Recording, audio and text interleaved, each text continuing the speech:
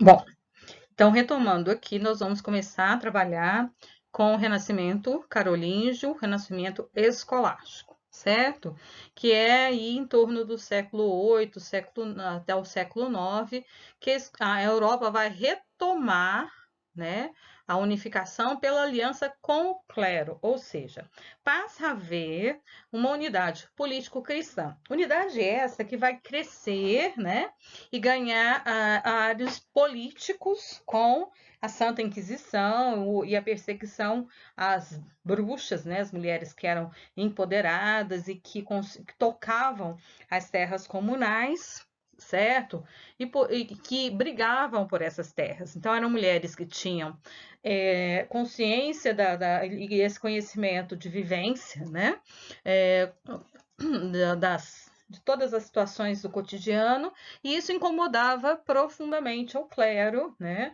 Sempre com um viés misógino, masculino, aí de intervenção social, certo?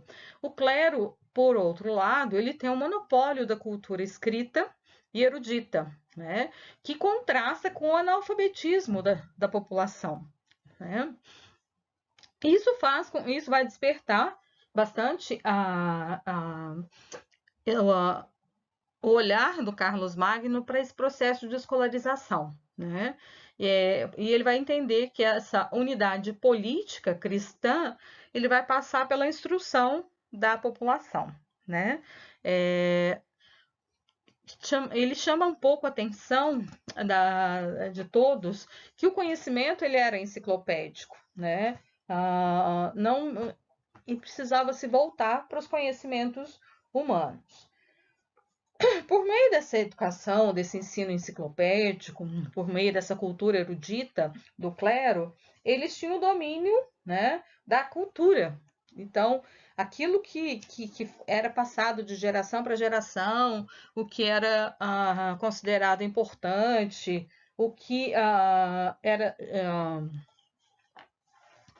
era decisivo em termos de relação com o grupo, ele vai então colocar em xeque com a proposta de uma escola palaciana, certo? Ah, que vai sim se embasar nesse conhecimento, ainda que enciclopédico, mas que vai ampliar para esses conhecimentos humanos, dividindo em duas grandes áreas, artes liberais. Aí, né? Um que a gente chama de trivium e outra que a gente chama de quadrivium, né? O trivium voltado para a gramática, para a retórica, para a dialética, ou seja, você vai formar o homem que vai agir em sociedade. Enquanto com os gregos a gente tem essa formação na paideia, né? As pessoas elas aprendiam em contexto, elas se formavam em contexto e no grupo.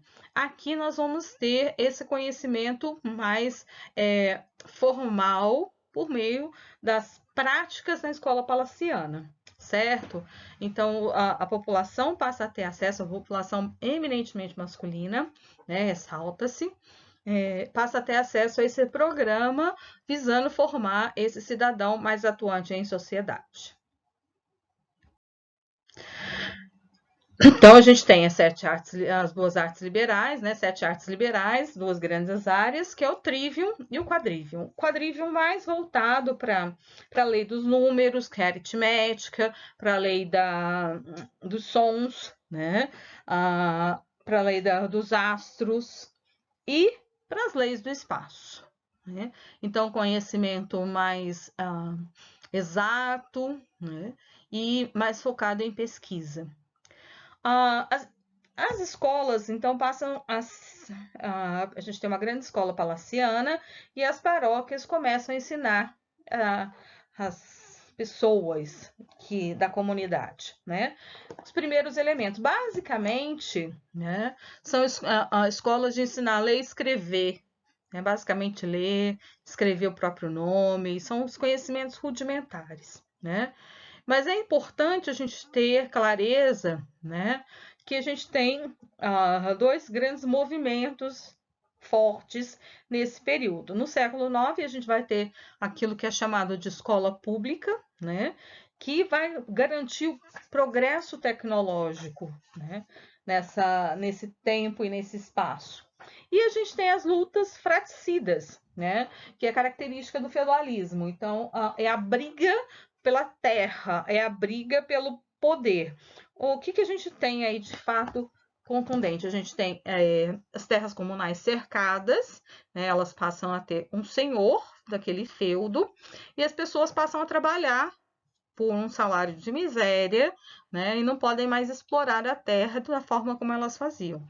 Então a gente tem uma luta e muitas pessoas vão morrer nessas lutas e é nesse momento que as mulheres passam a ser perseguidas, porque como não há as mulheres não poderiam ser agredidas, elas brigam muito por essa terra.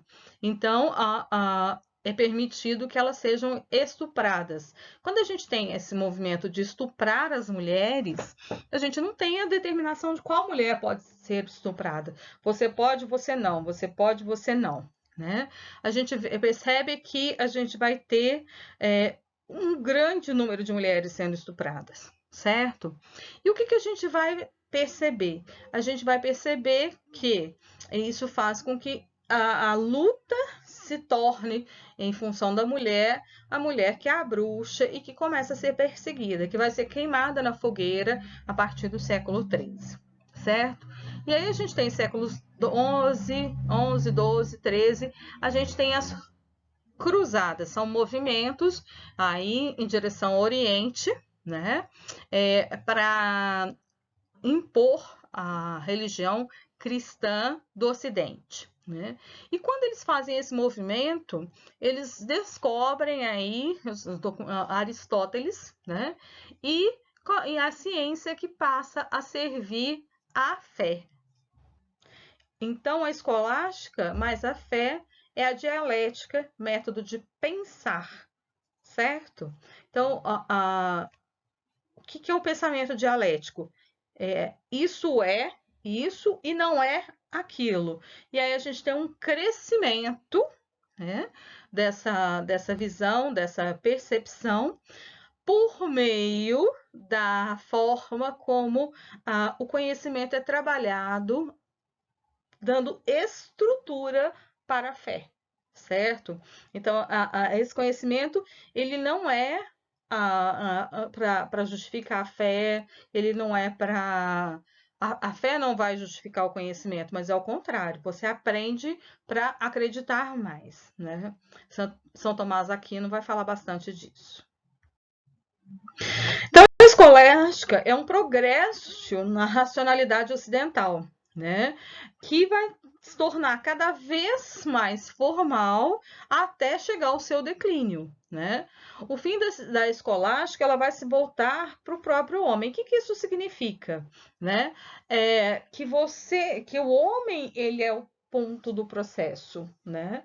Ou seja, eu preciso concentrar tudo na formação cultural desse homem, na cultura livresca, para que ele tenha aí um conhecimento divino e muito mais próximo do divino a cada dia, né?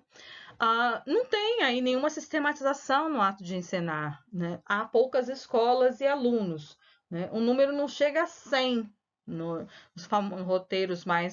mosteiros mais famosos, né? Por quê? Porque a gente tem uma ascensão do ensino e o seu declínio que vai ser cada vez mais profundo, quanto mais a gente vai avançando nessa Idade Média, nesse segundo segmento da Idade Média, né? Nesse declínio da Idade Média. A ênfase, embora haja um ensino ativo, ela é na oralidade, ou seja, a repetição, né? E na memorização. Então, é o ensino de papagaio. Né? Eu falo, vocês repetem, eu falo, vocês repetem, eu falo, vocês repetem. O que eu estou repetindo, muitas vezes eu nem sei, mas eu repito porque é isso que é esperado de mim. Né? E por outro lado, há uma universalidade nesse ensino, né? Que consiste em ler e comentar os textos, uma prática muito simples, sem muita complexidade. A gente tem as duas vertentes, né? Tal como eu expliquei a vocês na última aula presencial que nós tivemos. A gente tem um Santo Agostinho que vai se embasar, né, em Platão, quando ele é convencido dessa relação do homem com Deus, então ele é convertido ao cristianismo, né? E essa sua visão teológica do mundo vai mudar a forma como ele entende o ensino e a relação do homem com Deus, né? Então ele vai afirmar que o ensino só acontece pelo laço de Deus com o homem, né? E o papel então do educador é fazer essa transição Deus e homem, né? É você convencer o homem da sua finitude e da grandeza de Deus, né? Então que ele é dependente de Deus e ele vai buscar, né, na sua fé aí o aprimoramento do seu intelecto. Então, primeiro eu aumento aí a minha fé, eu trabalho a minha fé, para em outro momento, né, crescer, né, como homem.